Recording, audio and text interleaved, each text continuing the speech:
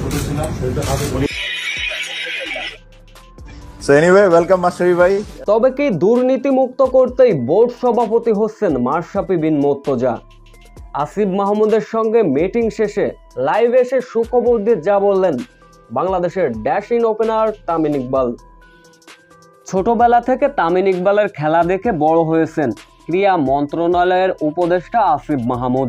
হয়তো কিছুদিন আগেও টিভির সামনে বসেছিলেন তিনি, হয়তোবা গ্যালারিতে খেলা দেখেছেন, কিন্তু সেই তামিম ইকবালের সাথে গুরুত্বপূর্ণ মিটিং সত্যিই কি ভাবা যায়?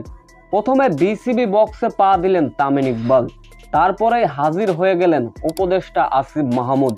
তামিম ইকবাল পুরো স্টেডিয়াম, বিসিবি বক্স, অনেকক্ষণ আসিফ মাহমুদের সঙ্গে মিটিং করলেন তামিম ইকবাল। মিটিং শেষে আসিফ মাহমুদ এক স্ট্যাটাস দিলেন, বীরের মতো ফিরবেন জাতীয় দলে তামিম ইকবাল। তবে গুরুত্বপূর্ণ বিষয় হচ্ছে এটা, বোর্ড সভাপতি নেই তো নাজমুল হাসান পাপন। তবে কি বোর্ড সভাপতি কে হবে এই বিষয়ে কি কথা হলো তামিম ইকবালের সঙ্গে? হয়তো হতেও পারে। এ বিষয়ে এক সংবাদ সাক্ষাৎকারে কথা বলেছেন তামিম ইকবাল। বিসিবিতে নতুন কেউ আসছে, ধামাকা আসছে। তবে সাংবাদিকদের প্রশ্ন ছিল, আমরা কি সাবেক কোনো ক্রিকেটারকে দেখছি? তামিম ইকবাল মৃদু হেসে বলেন, অবশ্যই সেটা হতে পারে। আর এক সাংবাদিক বললেন, মাশরাফি বিন মুর্তজা নাকি আশরাফুল নাকি ফারুক হক। তবে এ বিষয়ে খোলাসা কিছু বললেননি তামিম ইকবাল, তবে বললেন অপেক্ষায় থাকুন, ভালো কিছু হবে। সো ভিউয়ার্স, বিসিবির সভাপতি আপনারা কাকে দেখতে চান? আশরাফুল, ফারুক হক নাকি মাশরাফি বিন মুর্তজা?